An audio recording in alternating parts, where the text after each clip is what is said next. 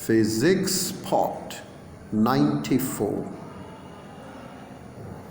Now think about a system of two particles. We allow these particles to exert some sort of force on each other.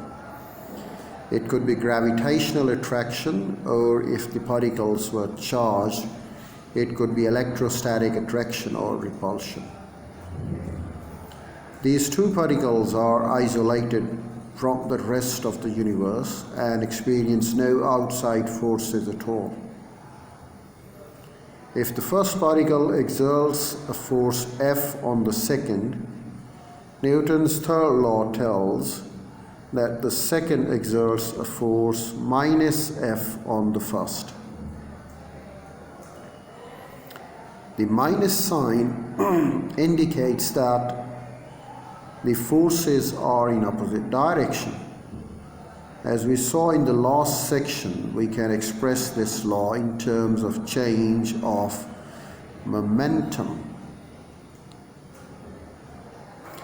The change of momentum of the second particle as a result of the force exerted on it by the first is equal and opposite to the change of momentum of the first particle.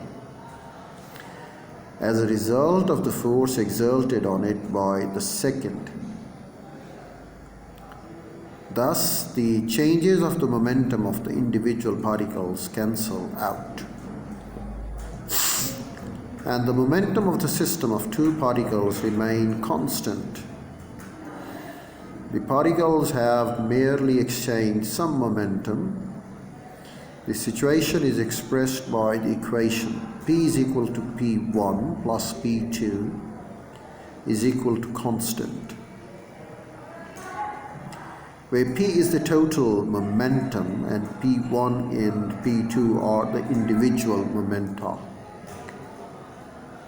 We could extend this idea to a system of 3, 4, or finally any number of n particles. If no external force acts on a system, the total momentum of the system remains constant or is conserved.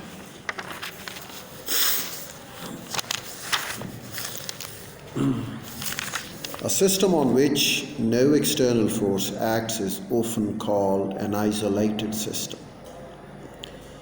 The fact that the total momentum of an isolated system is constant is the principle of conservation of momentum. I beg your pardon, please. It is a direct consequence of Newton's third law of motion. Next, we have collisions.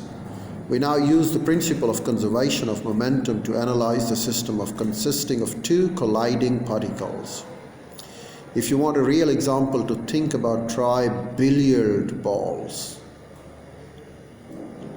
Consider two particles A and B making a direct head-on collision. Particles A has a mass m1 and is moving with a velocity u1 in the direction from left to right.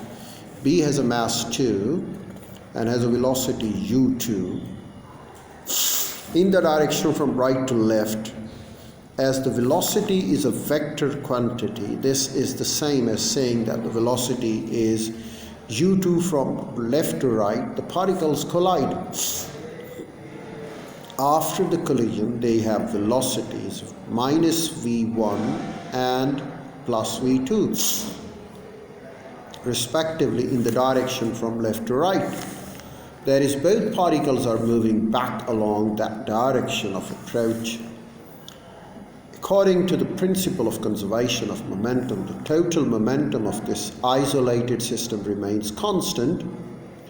Whatever happens as a result of the interaction of the particles, thus the total momentum before the collision must be equal to the total momentum after the collision.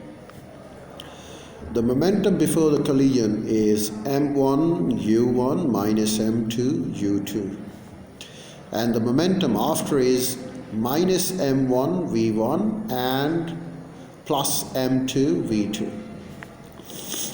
because the total momentum is conserved m1 u1 minus m2 u2 is equal to minus m1 v1 plus m2 v2.